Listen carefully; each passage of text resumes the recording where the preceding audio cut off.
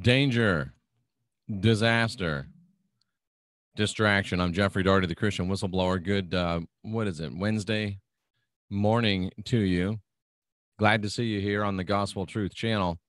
I spent 20 years as a full-time minister in 3 of the largest Christian denominations in the world.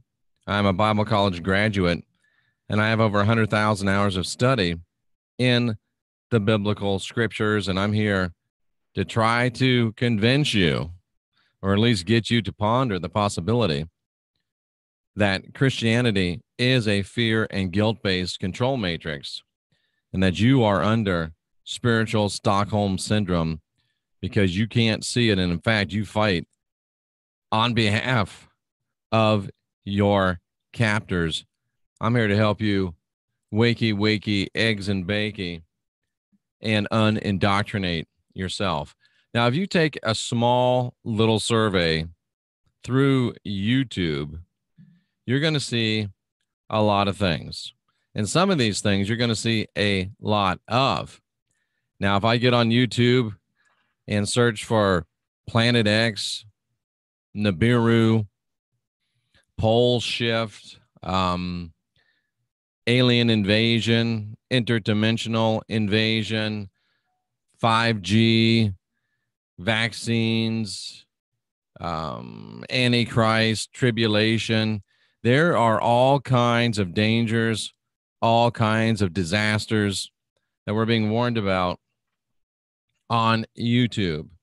And to be frank with you, that's probably a good thing, because there's a lot of people out there that do a lot better job than I do warning people about issues and situations that do rightly deserve your attention. That just doesn't really happen to be my thing. I'm not about the warnings. I'm not about the dangers. I'm not the early warning system, but I'm glad that there are people out there that identify issues. I'm glad that there are people out there that identify problems. I'm glad there are people out there that identify danger. I'm glad there are people out there that warn us of potential portents of disaster. And yet, I can't help wonder.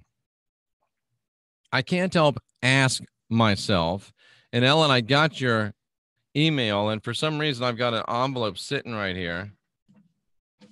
I'm going to show you this because it doesn't have your address on it, but it has your name on it. And I'm wondering if something might have literally fallen through the crash, because it was right on my floor. I'm going to look at it as soon as we get off the air. I'm sorry if it did fall through, but that's interesting now that you said that. But here's the thing, guys. What if Planet X does come back? What if Planet X does not come back? What if Nibiru crashes into Earth? What if Nibiru does not crash into Earth? What if the poles do shift? What if the poles don't shift? What if aliens invade? What if they don't invade? What if interdimensionals take us over? What if interdimensionals don't take us over? What if shape-shifting reptilians from the dark side of Uranus?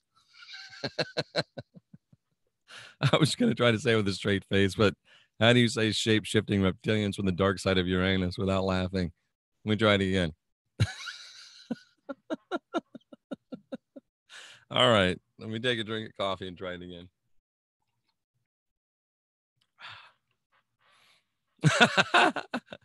What if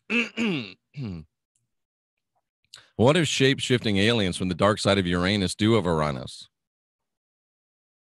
What if shape-shifting aliens from the dark side of Uranus do not overrun us? Point being that even if these things do happen, or even if these things do not happen, the real thing, the big thing, and I would submit to you that the most important thing is that you have your inner world ordered. You have your inner life ordered. You have your soul, your spirit, your higher self, whatever you call it, in good working order. You have yourself where you're guiding your own spirit. You have yourself where you're being your own guru.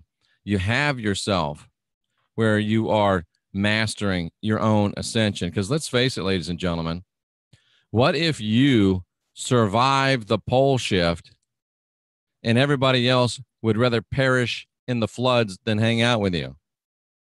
What have you accomplished? What if you find a way to defeat the alien invasion and the aliens would rather leave you than abduct you because you're so horrible to be around? What then? What if you survive all the disasters? What if you survive all the dangers and people would rather go out into the radiation than stay in the shelter with you because you're so miserable to be around? And what happens if you survive all the disasters and you survive all the dangers and you kill yourself in the bunker because you have to spend time with yourself and you don't even like yourself?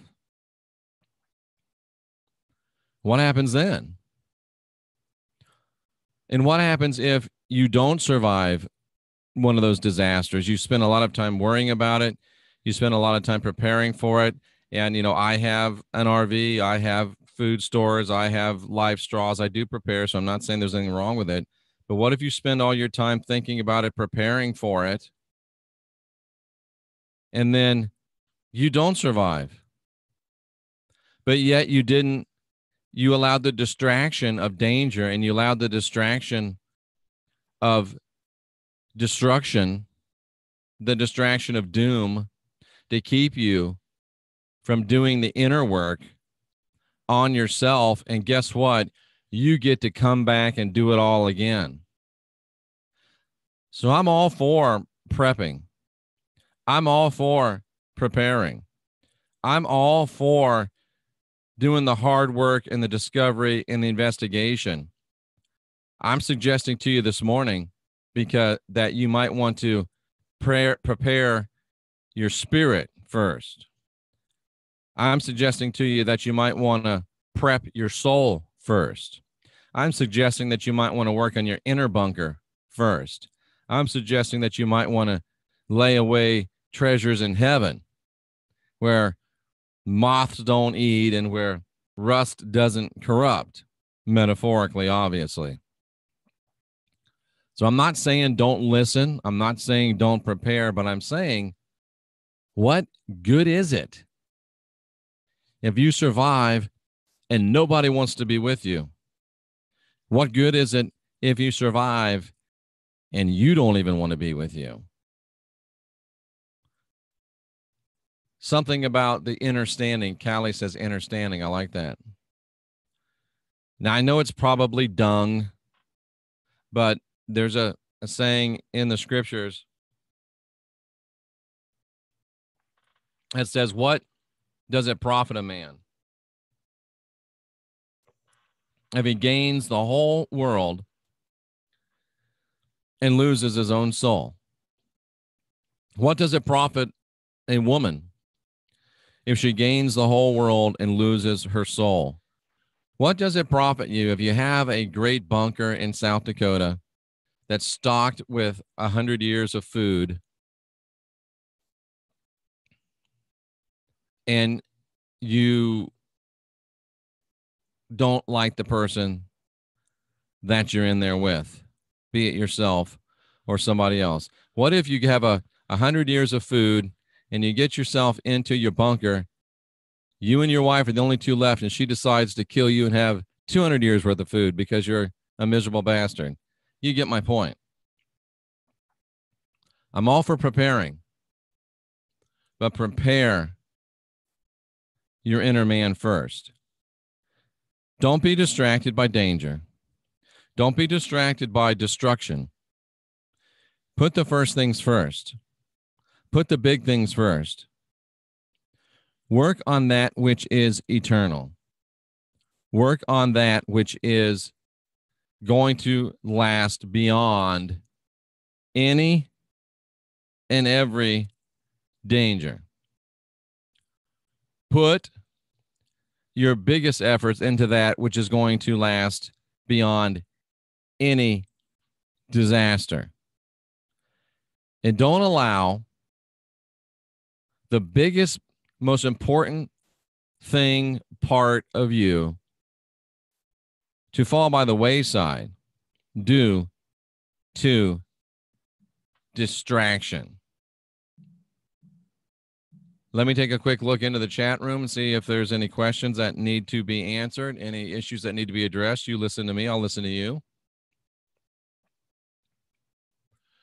Always good to see Katha from Lebanon. Thank you, Ellen.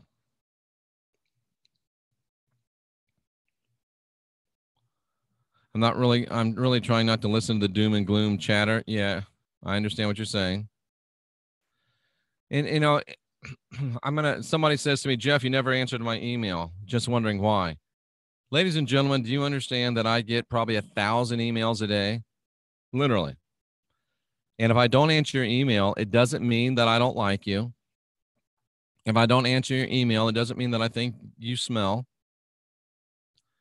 If I don't answer your email, it doesn't mean that I think your mother dresses you funny. It means that I probably didn't see it. It takes me a while to go through it. And I'll just be frank with you. I get a lot of things. Watch this video. I'll watch it. And if it doesn't grab my attention in 20, 30 seconds, I'm done because I don't have time. I'm just being honest with you. And I know everything you send me is very, very important to you. But everything you send me is not going to be very, very important, as important to me as you think it is to you. So I'm just telling you reality.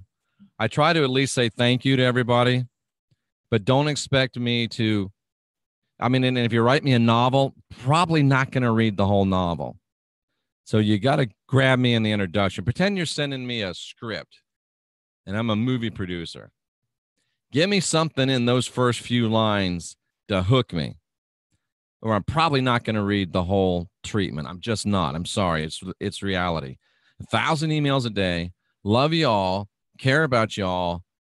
Can't read every word that every one of you sends me. Make it compelling. Give me a reason to read it. I appreciate you doing it. I do read them. I do see everything. Eventually. Sometimes it takes me a few days, but Jeff, you didn't answer my email. Just wondering why. Not because I don't like you, not because I think you smell like cheese. It's just the reality of the world that we live in. Blow up the outside world. Nails in my creator show me how to live. I'm not sure what that means, but I think I like what you're going through. The Christ said, fear not, over and over. I agree with that. Time to stop preparing. Time to start repairing. Ooh, that's good. Stop preparing, start repairing. I think you can probably do them simultaneously. You can repair and prepare, but it would be sad to be prepared and have nothing really worth living for. Soul evolution is crucial, says Sandra, and I agree with that. Understanding, Callie coining a great word there. Just able to tune in, good. Do what's right. All will be taken care of. I understand that idea, but I also understand that we need to do what we can. There's always a problem. We're learning to work together. You don't feel rude to me. You're real. I like real. Oh, thank you. That's understandable. Thank you. I appreciate that. So, yes, there's disasters. Yes, there's dangers. And there's nothing wrong with preparing for them. But don't allow them to distract you from preparing for the things that really, really matter. I'm Jeffrey Daugherty, the Christian whistleblower, hoping that you'll guide your own spirit, master your own ascension, and be your own guru. You are the Gospel Truth Army. I salute you. I salute you on Twitter and Facebook. I encourage you to march on fearlessly, ask questions, question answers, and unindoctrinate yourselves. Prepare for disaster, prepare for danger, but don't be distracted from the things that matter most, and that's you and your higher self. You're the last generation of real humans. Get busy.